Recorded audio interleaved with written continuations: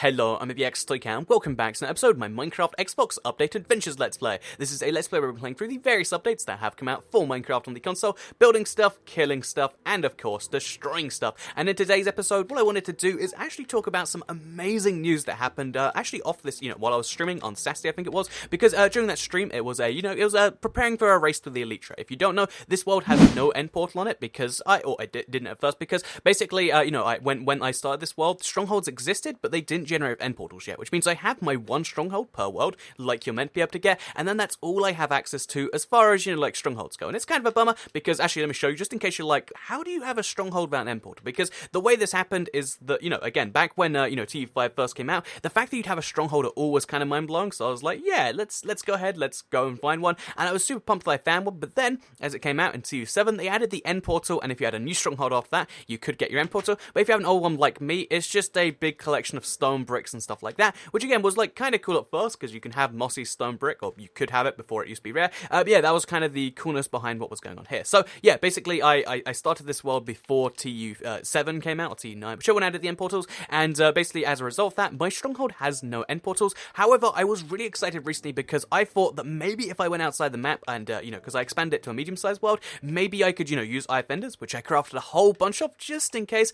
Maybe I could use them to find like a second stronghold, because there is a glitch, or maybe it's an intentional feature right now, where if you have a stronghold and then you expand your world, you can sometimes find a second stronghold, despite the fact that you're only meant to have one per world on console because it's a smaller world. But yeah, basically I decided to do that, and as it as it looked back at the time, everywhere I pointed made the eye fenders go the exact same direction as before. So I was like, okay, that's kind of a bummer. However, on yesterday's live stream, or Saturday's live stream as it is now, on Saturday's live stream, basically someone just said like, Toycat, if you just look around your world, maybe the glitch is applied. And I wanted to sometimes I'm just like, look, this is a thing I've tried, trust me, let me show you what I mean by that. So I went around the world, I expanded to large, or it was accidentally expanded already, and I looked around as hard as I could from the eye fenders, and sadly, like I was trying to prove the point, yep, there was no way. They were all pointing the exact same direction, until, accidentally when I was just, pointing around somewhere random around here, the eye fender went a slightly different direction than I was expecting. It was like, I think it was just over here a little bit to the south, and I was like, why is that going in that direction? And as it just so turns out, I'm going to show you in a little bit, the second stronghold is just absurdly close to the first one in the grand scheme of things. It's maybe 200 blocks away, which means that from almost every single point on the map, the eye fenders are going to point at the exact same direction. But as it so turns out, I am lucky enough that I have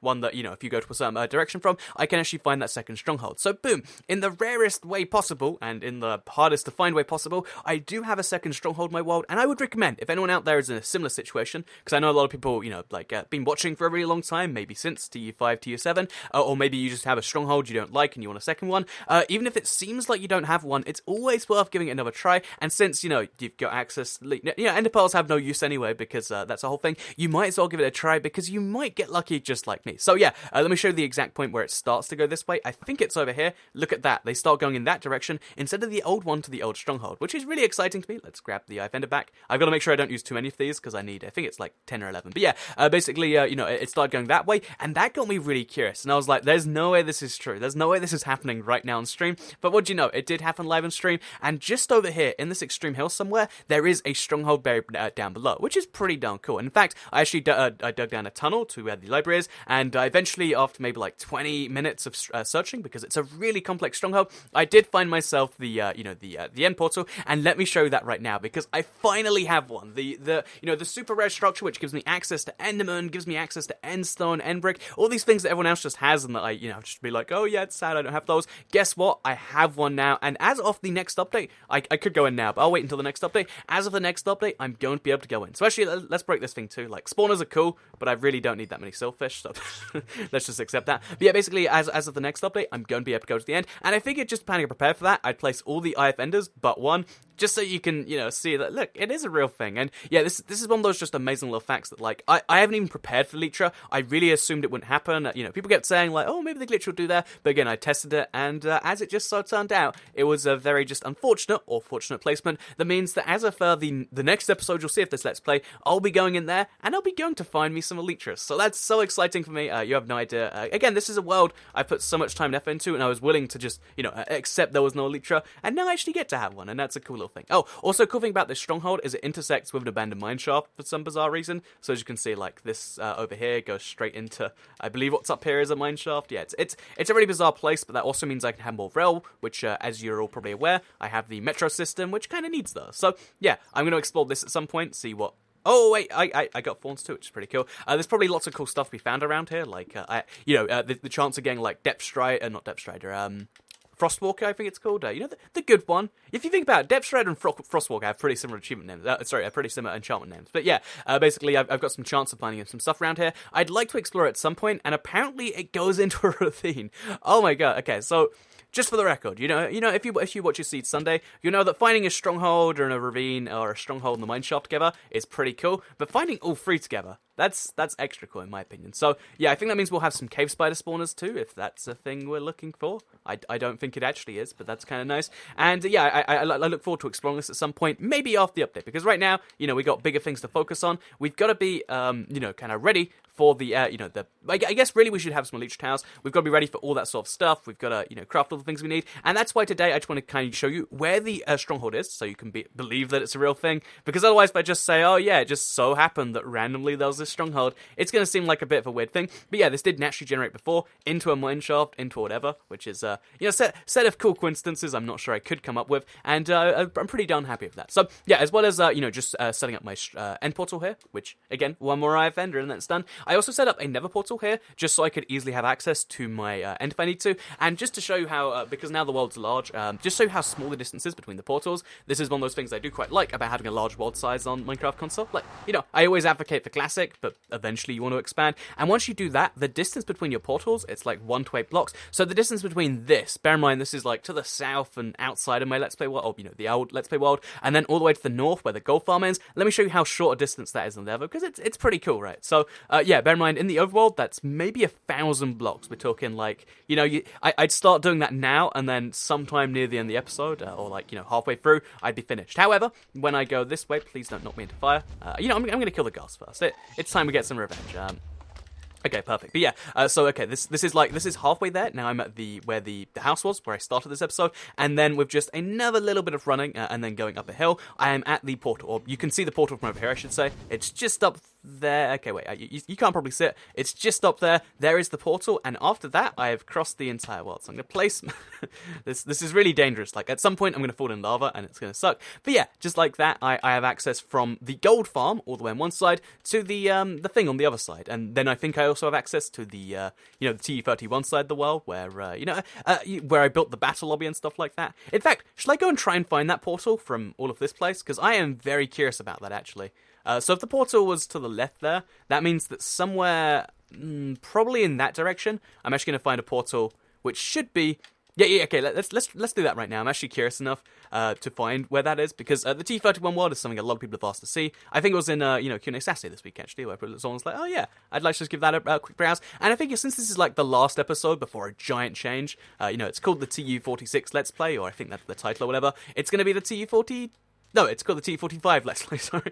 And it's going to be the TU46, or potentially TU47, depending on how they decide their update name scheme. And that's pretty exciting stuff. So, anyway, while we do that and look around and maybe find something, worst case scenario, we get some XP, I figured I would talk about something which has really, I guess been in my interest this week, because it came up recently with a friend, whereas, we were talking about just going down one of those weird trains of conversation thought that you usually don't with people, where it's like, oh yeah, and then something, oh, and then the Japanese or whatever. But so we were talking about like and then I mentioned some really vague fact about like I don't know, I think it was like a Boeing aircraft versus like the equivalent, and why, therefore Ryanair has actually better planes in on a technical level, but in a lot of ways, than like, most other airlines. And it was a sort of fact that made him just go like, why, how do you know that? And it was one of those, again, interesting things I've been thinking about for a while now, that like, if you think about any interest hard enough, they all seem really silly. Like, everyone can point to the people that do like, let's pick one, like train spotting or something, like literally just looking for trains.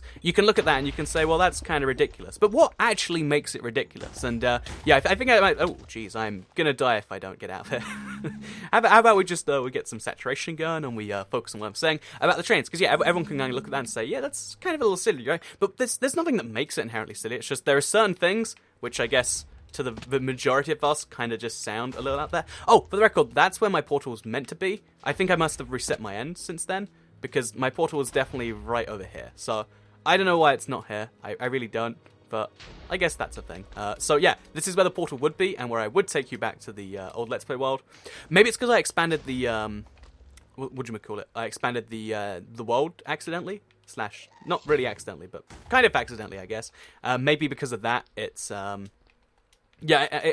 Let's just assume because I expanded the world, it reset the Nether by default, or maybe it does, maybe it doesn't. I don't know, but that means the portal can't be accessed. So I guess no access to the TU31 world today. You know what? Whatever. It was going to be a cool thing to be the end for Nero. In fact, I'll go there before the end of the episode. Let's make that the thing. So yeah, staying on some sort of subject. There's no particular thing that makes any hobby bad or good. And again, you can look into planes a whole bunch and be like, oh yeah, and that's a cool thing, because every interest starts with the same level of just like, oh yeah, you do this thing anyway, and then you look into it, and pretty much any hobby can kind of start that way, where like, oh yeah, this is interesting, and this might not sound very interesting, but like planes in particular, the one that I brought up, and the fact that that's relevant, you got to think like, it sounds so ridiculous to say, oh yeah, well, this I don't know what I remember. Again, it was some bizarre fact about the Boeing 737. I think it's the world's most popular aircraft at this point. And it's just one of those things where like, saying that on the surface sounds weird. Like, why would you know that? But you can think about how the chain gets there, and I could trace it in my own head as like how you get really niche hobbies,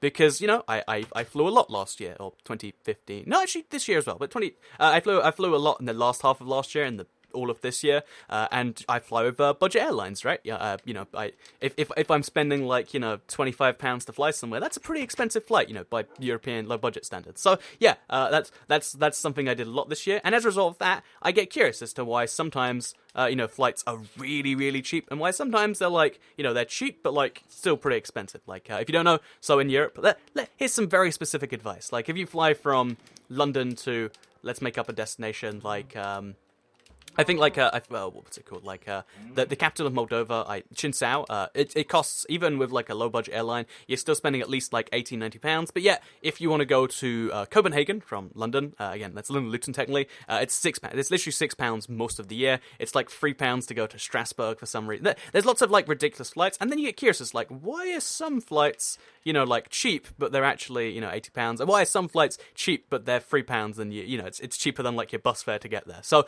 yeah, that's the sort of thing you get curious about, and then you learn about the airports, and then you learn about the way, and you can kind of see how that happens. And in Ryanair's case, this is one of those like mind-blowing facts where you're like, whoa, because the way they actually make their money is just by having super efficient aircraft, not by having super expensive or cheap ones, and because they spend a lot of money on them, it means the average like age of one is therefore cheaper and therefore better, and therefore you get to that really bizarre fact of like, oh yeah, this Boeing 737 is something efficient, because of the fact that you're just like, you go through the chain of logic. And that's just one really vague example that I can come up with. I'm not really a guide to get into hobbies, and you can think how if you're just like the sort of person that like, when you do anything you take it seriously, like you play a sport and now you're the best at that sport ever, you can see how that happens, right? At least I can anyway. So yeah, by the way, in case you're curious why we're here, I chopped down a whole bunch of trees in the live stream, and I got a whole bunch of dark oak wood. I don't remember why I needed it. Like, there was some good reason. Maybe it was ladders. And because I got a whole bunch more, I figured let's turn it into trapdoors, and let's place them on our gold farm, because the gold farm always has to expand. Enchanted golden apples probably aren't being removed in the next update, but, or they could be. And if they're not, they might be the one after that. So I'm going to, like, craft myself one, just in case, maybe. Like, you can never be too cautious. So, yeah, that's one thing I want to do before. Again, tomorrow, it's super, super close now.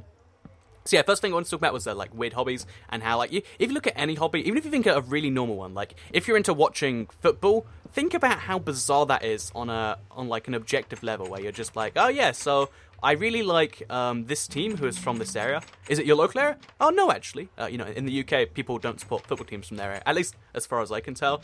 Like most people support one of the London teams, Chelsea, Tottenham. I'm not good at football names. Arsenal, maybe. Most people support one of those, if not, Manchester and Liverpool and stuff. People. So you're like, okay, so you support these teams of people. They're not from your local areas. Okay, then. But then, it's all okay because, like, they play that sport you do. And it's like, oh yeah, but they actually play at a level where it's kind of removed from that. So you just like watching people kick a ball around, and that's kind of that. And they're like, oh, I guess that is what it is when you really think about it. Yeah. And then you think about like, okay, well, sport's kind of silly, but everyone loves sports because you get into it and whatever. Okay, well, you can justify it, but it still doesn't make it less silly and therefore make it on the same level as every other hobby. But let's take one that is even more normal than that, you know, like woodworking, for instance. You might be like, well, or DIY, I should say, to be a bit more broad all over the place. You might be like, well, DIY is a really good hobby because you save yourself, you know, you're really just working for yourself and doing something. It's like, well, one, doesn't that make it more of a job than a hobby? But two, even if you want to say that, like, oh yeah, DIY is the most fun way to save money, you're not actually saving money. When you work out how much time you're spending on making a shelf that doesn't stay up for, like, very long because you made it and you're not very good, you know, I'm assuming. I'm not going to insult any DIY people out there, but let's just assume that's the case. Then at some point, isn't that just like a silly hobby too, where you just like working with wood? And it's like, oh, I guess that is too. Well, I guess every hobby is silly then. And if you don't agree with me yet, then I guess we'll never agree. And maybe I should talk about something else that I've been, it's been really bugging me this week, because it is to do with, like, I guess teenagers and how good they are at misleading people, and how good, like, teenagers are at believing that sort of thing. And this came up in a live stream at some point. I've been streaming a lot more this week, and I will be after this update, because, one, streaming is fun, of course, but, two, it's just one of those things where, like, okay, so the next one has to go, so 1, 2, I think it's just over there, and I'm going to have another giant portal. I don't know if I'm actually going to build it yet, but let's, oh, jeez, that was weird. Oh, no, like I was saying, though, but yeah, so, weird hobbies, that's the thing. But yeah, I was thinking about, like, to, like, when I was, you know, in school and stuff, and, like, some of the things I'd hear and the things that, like, really annoyed me. And, you know, as to why, because, you know, some people look at that and they're like, well, it's like, why do you think teenagers are always lying? I don't know where your proof is for that. And, you know, you can look at that and you can say, yeah, well, I mean, surely that's just your bad experience. But, like, every single, I think, like, almost every conversation I have, and this is me at the time realizing this, like, looking back, it's probably more stupid. Like, probably 80% of the stuff I heard was just a lie or something. Or, you know, like, not a lie, but just came from some random source. Because I think there's this, in fact, I've done it to people before, in fact. When I would have been, like, age 10, I had this really opinionated thing on, like, traffic, I think it was. I had no understanding of traffic. I just heard, like, an adult say it in an adult conversation to another adult, and I was like, oh, yeah, something, M25 backed up, am I right? Also, how did I not die? That was very close. It's the sort of thing that, like, I can, like, spot myself doing at some points. But then there are some things people say that are just, like, how do you even think that's true for a second? Like, when I was, like, 12 or something, some guy just insisted that, oh, yeah, so, you know, those things, in the UK, there's voucher schemes where you get a voucher when you go shopping at a place, and then that voucher's worth, like, 0.01p to, like, the sports program. That's how they work. They're confusing. But, you know, those voucher programs, right? Basically, he was like, oh yeah, for every £10 one you give in, that's worth for £10. It says it right on there. And I'm like, that's not possibly true, dude. And he's like, no, of course it's true. Of course it's true. Like, you know, just sticks to that like that. And I'm like, but if they made it £10, then you know, that means they're not making any money and they're just giving you free groceries, right? And he's like, oh no, £5, that's the one. It's definitely £5. It's been £5 this whole time. That's how much they give for each voucher. That way they're still making some money, but they're giving that away. And I'm like, it says on the back here 0.0001p or something like that. I think it's actually a little bit more when you redeem them with the school, but still, they're worth like a tiny fraction of a penny or something. And it was like, no, it's £5. I'm telling you, it's it's just like, but I have the proof in front of me. I've just told you why your argument is like wrong. But like, you know, again, teenagers, and I'm not just gonna say teenagers. I'm gonna say, like, I guess, like, most people in the world don't like real arguments for things. They prefer, like, I guess, weird anecdotes. And, you know, that's true, actually. This is going to start to sound negative, but, like, I swear it is just, like, human nature is weird and you gotta work with it sometimes. Statistics is something that human brains can't do at all. Like, if you tell someone a statistic about something that they, you know, believe against, then they're not going to say, oh, good point with that one. Yeah, that statistic makes some real good points. You know, maybe, you know, 90% of people really aren't homeless, mermaids or whatever, you know, like, I believe that, but now you show me the statistics saying that actually only 1 in every 5 households is a homeless mermaid. Well, good point. I guess I was over exaggerating. They'll be like, oh no, it's the way they gathered those statistics, I reckon. And, you know, that's sometimes a true concern, so it's not like it's a ungiven place. But then once you get to that level, you can just criticize anything and be like, I don't care what the truth is, I just want to believe what I believe. And oh geez. And it's one of those weird things where, like, I think I started criticizing teenagers, but now I'm just saying, like, you know, I think people need to, like, believe the truth somehow. I don't know how you get the truth, people. Maybe there is no truth, but I know that was a long chain of logic that I'm not sure went anywhere. But maybe there's a valuable thing there. Oh, and the final thing that I want to talk about, as far as, like, when people believe something that's like, also, Well, I don't know if I want to fix these. Like, they look so weird when they're sideways. If you're curious as how I got them, it's a weird glitch. But yeah, the final example, and this is one that like stuck with me for a while because like it was one of those mistakes that just like it's such an idiotic one for anyone to think. And I don't know if he was just trolling me, but yeah, there was a Dutch guy in my school, or like of Dutch origin. For some reason, everyone from like every particular country in my school was like. They insisted they were like 100% that, and they were like proud of it. And yeah, the guy was Dutch. He was like really, really strongly, you know, like you know the sort of person I'm talking about, right? If you don't, then maybe it's you. But no, in all seriousness, I'm just trying to get up there. You know what, let's just give up here. Let's go to the TU45 part of the world and say that we made some good progress. Because look at all these zombie pigmen. There's like 5 of them down there now. But yeah, so basically he was like really strongly into this Dutch thing. And at one point, you know, he said like a particular swear word. Because, you know, to me at least, the funny thing about like middle school as it is for me, you know, like, is the fact that like you have to kind of, funny about like the middle school ages is like people are using swear words, but you don't know what they mean yet because they've only just started using them. So you have to like, at least for me, it was almost like a learning experience where like, for 5 or so years, I just go around trying to like collect what the swear words were and what they meant. I'd be like, oh, that's a new one. That's a word we're not meant to say, eh? Well, that's interesting. And what does that one mean again, their friend? Oh, it means that. And when you think about it, most swear words don't actually have any real meaning behind them. They're just words that, you know, you say and people give you the power to make you think they're weird. Like, if a teacher just said, you know, swear all you want. Just only swear today. Yeah, the only way we're allowed to communicate today is swearing. I mean, they wouldn't get away with it because, like, the school would be angry or something. But, you know, if they said that, then you'd get bored and you'd be like, no, I want to say words like the and my name and please can you help me, or like maths questions or whatever. No, I can't just do swear words all day. But that's what would happen, right? But trying to stay at least the tiniest bit on subject.